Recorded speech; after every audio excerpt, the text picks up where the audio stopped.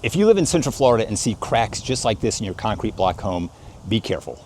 There are some foundation repair companies out there that will use this, play off of your worst fears, and try to terrify you. They will whisper the word sinkhole, they'll show you a repair invoice for $60,000 or more, and then they're quite happy to collect that insurance check. But here's the truth, these are rarely catastrophic sinkhole related issues. They are more often very common foundation settlement cracks that you're seeing in your house. And today I'm going to try to throw back the curtain on the industry a little bit, talk to you about how they form, what to look out for, when are they serious, when are they not, how are they repaired, and hopefully protect your wallet a little bit, whether you're an owner of a home like this or you're considering purchasing one. Now, keep in mind, I'm not a home inspector. I am an engineer, but I don't sell those services anymore. I'm just a real estate guy. Not unusual here in Central Florida to have block homes that show some form of stair-step cracking between the blocks. Now, while it is not uncommon, it's not how it's designed, and it means that there has been some differential settlement in the structure over the years. Most inspectors will call out stair-step crack formation as excessive if the crack itself is more than 1/8 of an inch.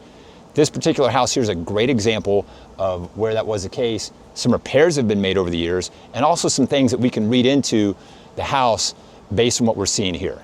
Now, as the soil settles underneath this cinder block home, the differential movement, once one area settles more than the other, creates these steps, and it usually happens along the weakest point, which is always going to be the grout line. That's a classic stair step. Sometimes when the settlement is more extreme, you'll actually see the crack go through the course of through the block, and a good inspector will typically call that out. Now, as a homeowner, these are not always a doom and gloom, walk away from the house scenario, but it is very helpful to understand what you're getting into.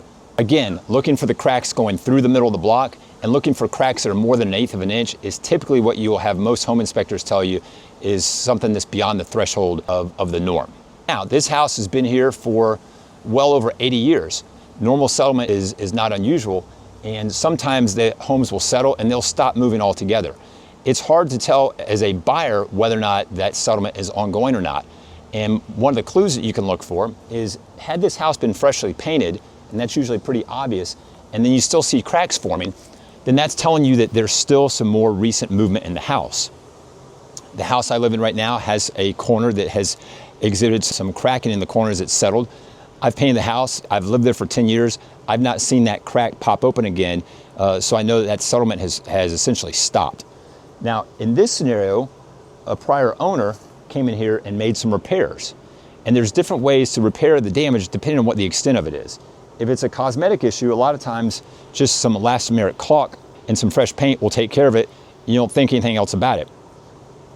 This job here was a repair job with quite a bit of elastomeric caulk that was applied.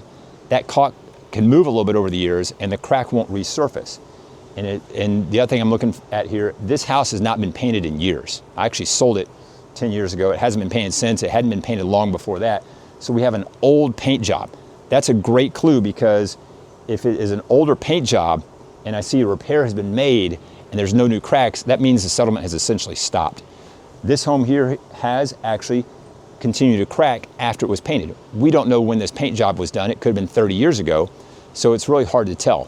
Again, a freshly painted house that's exhibiting signs of cracking tells you there's still ongoing movement. That's a red flag. So how are these repairs made beyond the cosmetic repair that was done here? So I have seen some houses where the settlement was severe enough that there are companies out there that they'll actually come in and they will reinforce the foundation, typically with an injection of concrete material down to the ground to firm up that foundation. In extreme cases, they can actually do a pressure grout technique where they will inject concrete down there till it fills whatever void is forming and then actually lift the structure back up.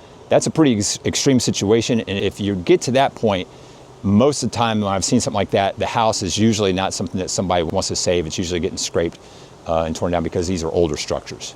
Again, I want to stress, this is not a deal killer, because most of the time these things can be lived with, but it is something to understand as a buyer before you make a purchase and inherit the problem.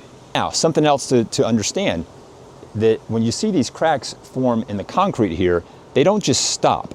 It's rare that you'll see them terminate. They always continue up to somewhere else into the structure, typically up at the top and the bottom. Sometimes you'll actually see them continue over sideways and back down. That's a bigger problem if you have a small section of foundation that has settled and the rest has not. That's a big red flag in my opinion. but usually you'll see them continue up vertically and terminate somewhere. In this case, I can see that the crack runs up through the windowsill here a little bit, also along horizontally here. And what do you know? Look, here's more cracking that's coming. And this is stair-step. It's light. It's not as much, but it continues down along here, picks back up here, and goes back down. So it would appear that this corner of the house, we've seen some settlement in this section of the wall. Now, it might be by coincidence, but I also see a sewer line running out underneath this portion of the house. There's probably a drain field out here. May have been abandoned. There's a clean out here. There could be a septic tank back here. I actually see remnants of a top right here. So we're sitting right next to a septic tank. Perhaps some point in the past, there was a leak in the septic tank. There was water that came out, caused the soil to settle, and created this issue here. I also can see that there's been a lot of runoff there's gutters here, but at some point the ground dips here. That's an indication a lot of water has come off the roof, causes soil to settle. Again, that's not at all unusual when you see this type of settlement taking place here. Something else to look out for: when we see this type of crack on the exterior of the house, we'll typically see it show up on the interior as well, given the extent of it. And sure enough, in this situation, this house, the interior walls are plaster. Plaster is not as flexible as a drywall material. So you will see those cracks show up, and getting this type of settlement, you'll start to have issues with the doors and the windows. Doors and windows are designed and built to be inside a near perfectly square opening. As the property settles a little bit, that opening gets out of kilter. All of a sudden the windows don't open and close as they're designed. They start to hang up a little bit. Doors start to jam, they won't close properly. And those are all signs of potentially you've got some settlement issues somewhere in the foundation. Again, as a buyer, not always a deal killer, but something you definitely want to understand before you close a deal with somebody.